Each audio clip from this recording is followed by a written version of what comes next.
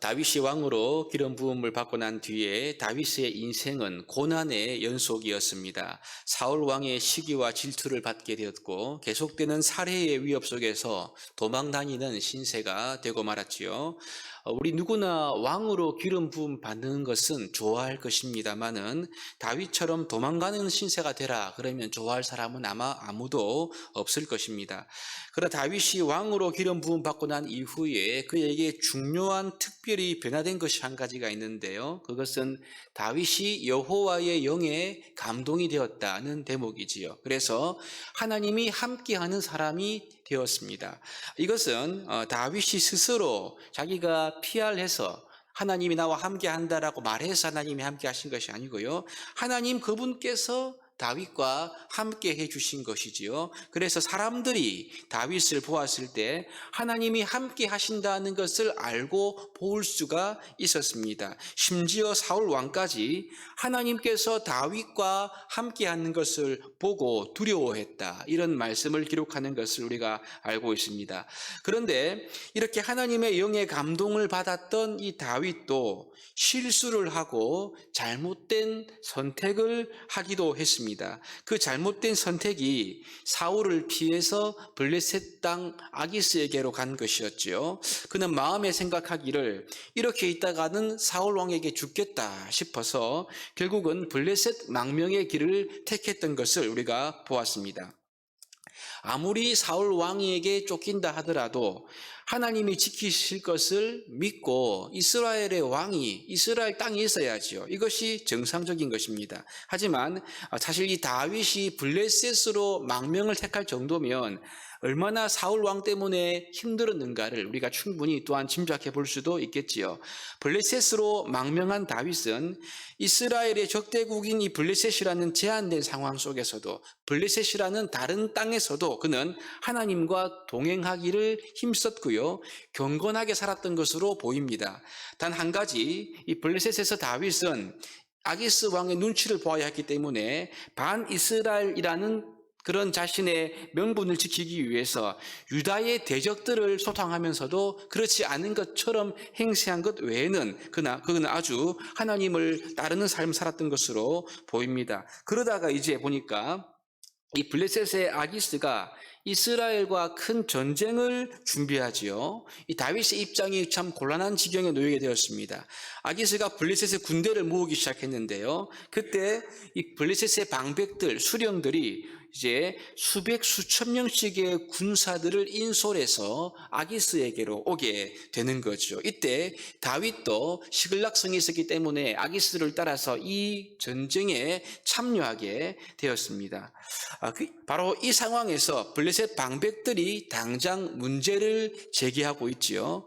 지금 우리가 이스라엘과 전쟁을 하고 있는데 이스라엘의 다윗의 부대가 자신들과 함께 전쟁을 할 수가 없다. 이것이 방백들의 중요한 논리였습니다. 사실 당연한 이야기가 아니겠습니까?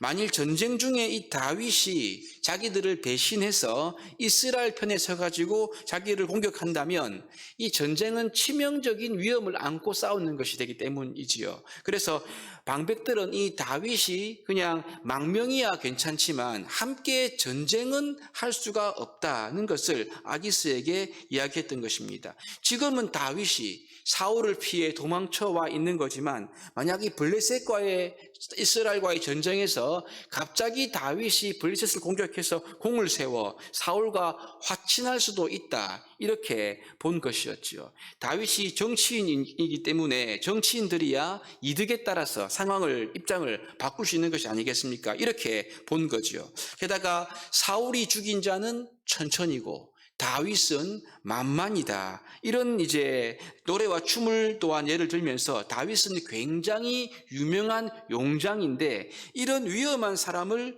전쟁터에 적으로 안고 싸우는 것은 있을 수가 없는 일이다. 이것이 방백들의 생각이었고 아기스도 여기에 동의를 해서 할 수 없이 다윗을 물려보내게 되는 것을 보게 되죠. 여러분, 이러한 일 때문에 사실 다윗은 자기가 스스로 반대하지 않고도 동족 이스라엘과 싸우는 일에서 빠질 수가 있게 되었습니다. 하나님의 은혜이지요. 하나님의 인도하심이 아닐 수 없습니다. 사실 여러분, 다윗이 자기가 좀 위급하고 답답해서 블레셋으로 오긴 했지만 다윗이 이스라엘과 싸운다는 것은 생각할 수도 없는 일이지 않습니까?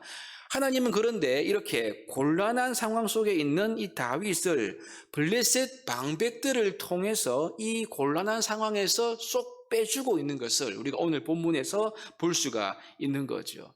여러분, 그렇습니다. 우리 하나님은 모든 환경을 주관하시는 분이십니다. 그분의 손에 환경을 바꿀 수 있는 그러한 능력이 있음을 우리가 볼 수가 있는 거죠. 물론 우리가 연약해서 실수할 수가 있고요. 또한 잘못된 선택을 할 수도 있습니다. 그 잘못된 선택의 결과 때문에 내가 원치 않는 상황 속에 있을 수도 있고요. 또한 제한된 환경을 살아가야 할 수도 있습니다. 하지만 여러분, 그 가운데 있다 하더라도 우리가 더 이상 죄의 길로 가지 아니하고 하나님의 뜻을 구하고 하나님을 의지하는 사람들에게 하나님은 은혜를 베푸시고 심지어 환경까지 바꾸셔서 인도하시는 분이시라는 것을 오늘 말씀을 통해 우리에게 보여주고 있는 거죠. 누구나 잘못된 선택을 할 수 있습니다. 문제는 여러분, 완고한 마음으로 계속적으로 회개치 않고 범죄하는 것이 아니라 우리가 하나님을 의지하고 하나님을 바라보고 나가는 것이 중요하다는 것이죠.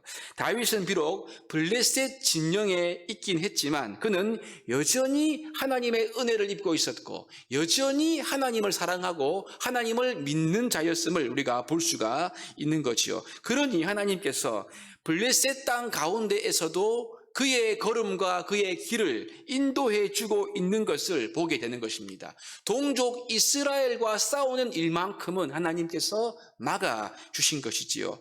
뿐만 아니라 이번 전쟁에서 빠지는 것은요, 나중에 아말렉에게 잡혀갔던 자신의 가족들 를 구할 수 있는 그러한 중요한 기회이기도 했습니다. 현재 다윗은 시글락에 있었던 자신의 가족들이 아말렉에게 잡혀간 것을 모르거든요. 하지만 하나님은 알고 계십니다. 하나님은 먼 것을 보시고 지금 이 다윗을 어려운 상황 가운데서 끄집어내어서 인도에 가고 계신 것을 보게 되는 거죠.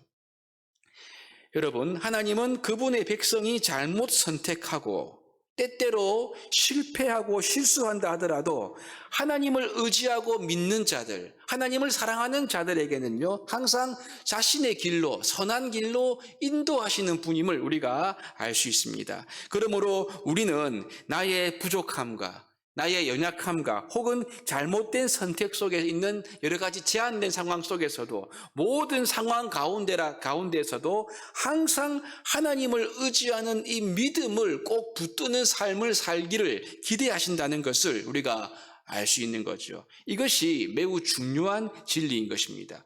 비록 블레셋에 있었지만 다윗은 여전히 하나님을 의지하고 하나님과 함께하는 사람이었다는 것이지요. 그가 블레셋에 있다 해서 하나님을 떠난 것이 아니라는 말입니다.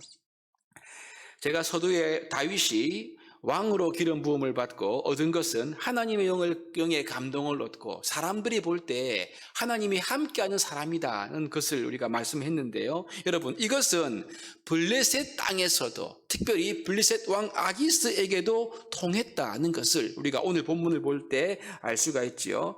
다른 지역에서 왔던 방백들이야 다윗을 겪어보지 못했기 때문에 잘 몰랐지만 아기스 왕의 경우에는요, 다윗이 블레셋에 거주한 1년 4개월 시간 동안 쭉 다윗을 지켜보았습니다. 그 결과 사실 이 다윗이 자신의 입장 때문에 반이스라엘인 척한 것 말고는요, 이 다윗에 대한 아기스의 평가가 9절에 기록되어 있지요.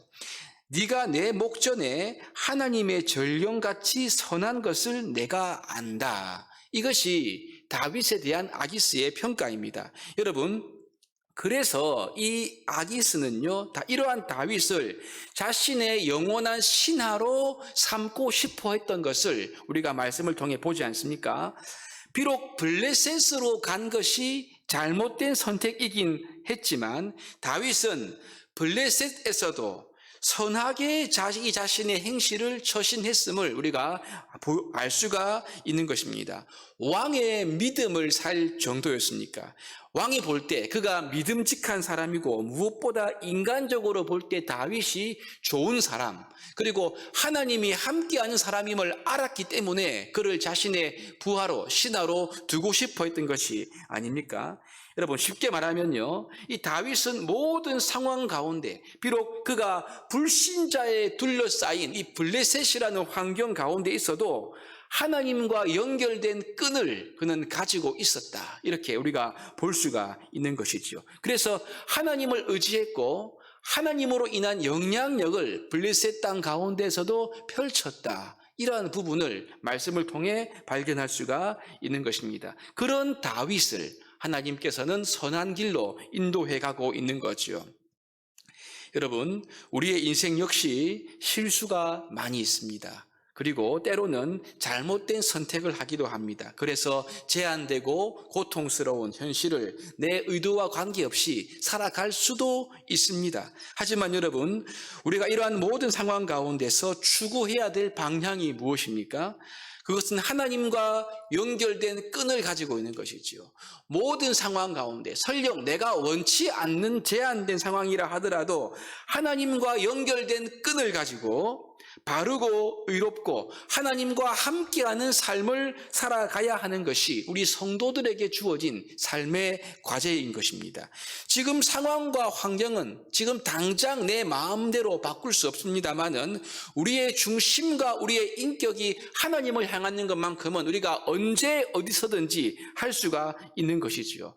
우리가 하나님과 연결된 끈을 가지고 있고 하나님과 함께하게 될 때 하나님의 전능하신 손길이 때를 따라 돕는 은혜로 우리 가운데 역사하신다는 것입니다. 오늘 그 하나님의 전능하신 손길이 다윗을 인도하고 계신 것이지요. 아주 곤란한 상황 가운데서 빼주고 있고 또한 그의 가족을 구할 수 있는 길로, 선한 길로 다윗을 인도해 주고 있는 것입니다. 모든 상황 가운데 세월이 지나갈수록 오직 주님만을 의지하는 믿음으로 서게 될 때 여러분, 우리 상황 가운데 하나님의 손이 우리를 이끌어가는 놀라운 은혜를 경험하게 될 줄로 믿습니다. 이런 놀라운 하나님의 은혜가 저와 여러분들의 삶 가운데 가득하고 항상 범사에 하나님만을 의지하고 사랑하는 믿음 위에 서기를 주의 이름으로 축복합니다.